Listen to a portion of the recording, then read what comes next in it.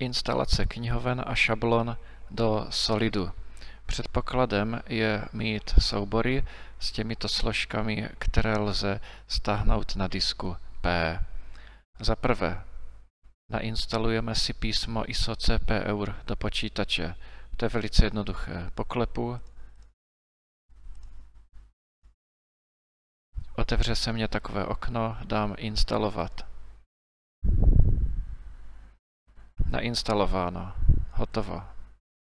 Za druhé, nastavím nebo dotáhnu šablony tady do souborového systému zase z P. Takže použiju tady tuto složku šablony SolidWorks. V této složce jsou dvě podsložky a já si to budu, ty soubory, které jsou v těch podsložkách, kopírovat analogicky podle cesty, která je na tom P na disku. Takže tím pádem není špatné si tady dát jedno okno vedle, doleva, druhé okno doprava. Čili vidím, že tady mám program files, takže to najdu prostě na C. Takže vidíte program files, jedu. Tady vidím SolidWorks Corp, takže najdu si to.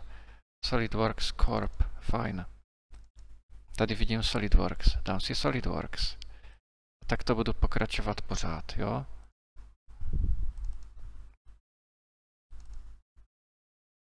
Tak, a teď už mám tady tyto soubory, které nakopíruju vedle.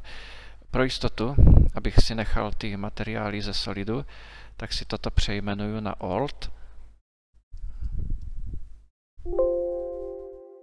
Potvrdím pokračovat a můžu překopírovat.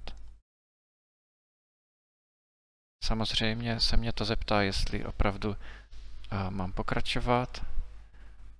Potvrdím, že jo.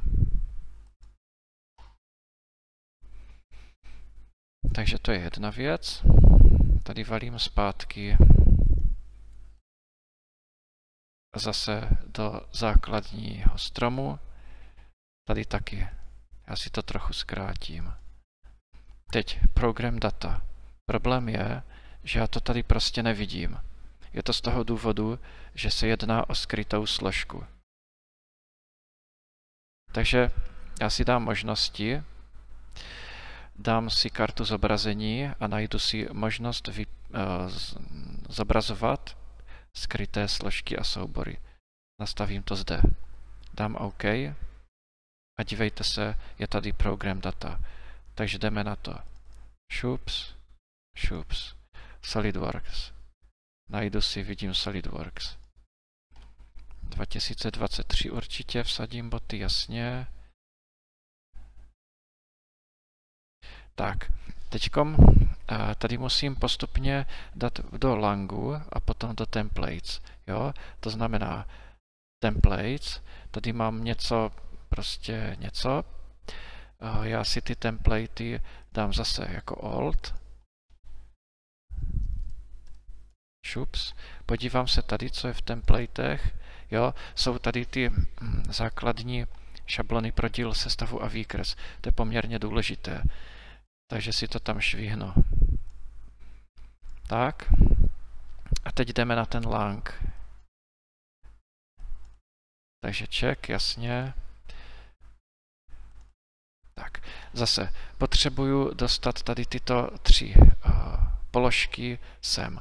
Jenomže ty tři položky tady jsou, akorát trochu jinak, než bych chtěl. Pro jistotu si je tady zachovám, jenom si to přejmenuju na Alt. Kdyby se něco stalo, ať to můžu vrátit do původního stavu.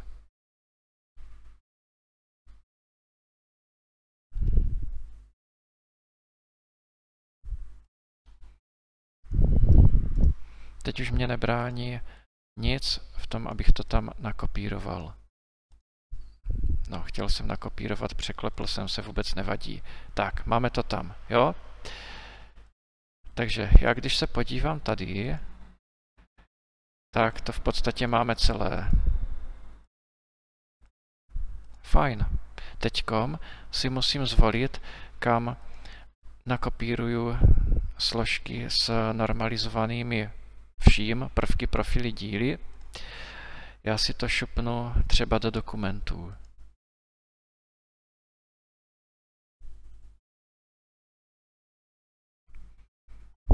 Tady nezáleží na tom, kam to překopírujete, ale pak to musíte v Solidu nastavit.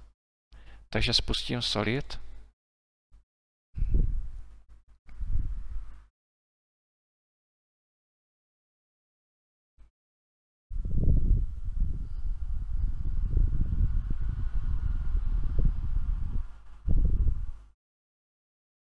To chvilku trvá.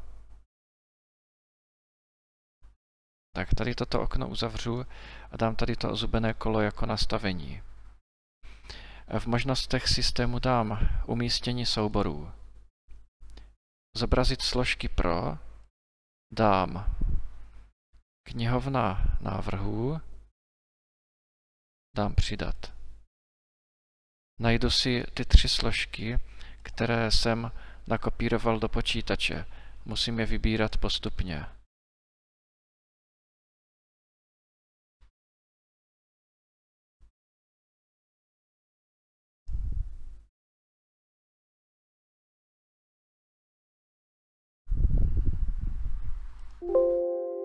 Potvrdím ano. Tady taky a tady taky. Ověřím si, že to tam je.